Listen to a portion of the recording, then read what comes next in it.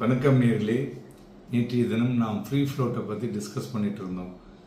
அதில் free float ஃபேக்டரை பார்த்தோம்னாக்க total number of shares minus non free float shares divided by total share. இதுதான் free ஃப்ளோட்டினுடைய ஃபேக்டருங்க.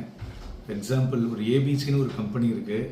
அவங்க ஒரு 2.5 கோடிக்கு ஷேர் கேபிட்டல் இருக்குதுன்னு வச்சுங்களேன். அதில் 1.2 crores held by promoter, 75,000 shares are locked in, 25,000 shares are strategically held, 10,000 shares held by promoters as a deposit receipts, DRன்னு சொல்லுவோம் இல்லையா. இது டோட்டலாக இது நான் ஃப்ரீ ஃப்ளோட்டுன்னு பேருங்க. இது 1 crore 21 lakhs and 10,000. So free float மொத்தம் உள்ள ஷேர் 2.5 கோடி. அதில் 1.21 crores போக மீதி இருக்கிறது 1 crores 28 lakhs 90,000 shares. அதுதான் ஃப்ரீ ஃப்ளோட்டு. இந்த ஃப்ரீ ஃப்ளோட் ஃபேக்டர்னு பார்த்தோம்னா 1 crore 28 lakhs 90,000 divided by 2 crores 50 lakhs.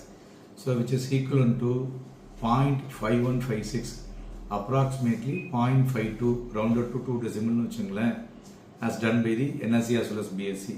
So இது என்ன சொல்லுதுன்னா, so only 52% of ABC Limited share available for public trading. So இது ஏன் this matters lotன்னு சொல்லலாம். ஏன்னு பார்த்தீங்கன்னாக்க, so more accurate picture of கம்பெனிஸினுடைய மார்க்கெட் கேபிட்டலைசேஷன் நமக்கு கிடைக்கும். இரண்டாவது, இந்த இண்டெக்ஸ் கேல்குலேஷனில் we can understand in a better way.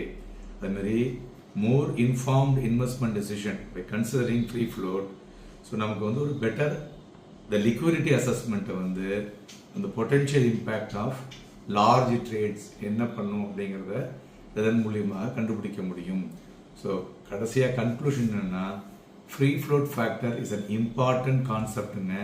இது டு அண்டர்ஸ்டாண்ட் இன்வெஸ்ட்மெண்ட்ஸை பர்டிகுலர் கம்பெனியில் நம்ம பண்ணுவதற்கு, தென் மோர் அக்யூரேட்டாக measure of companies market value for trading purpose and key role in index calculation. So அதனால் ஃப்ரீ ஃப்ளோட்டுங்கிறது ஒரு இன்ஃபார்ம்டு இன்வெஸ்ட்மெண்ட் டெசிஷன் அண்ட் ஒரு navigate the stock market with great கான்ஃபிடென்ஸ்னு சொல்லாங்க. ஸோ இது உங்களுக்கு உபயோகமாக இருக்குன்னு நம்புகிறேன்.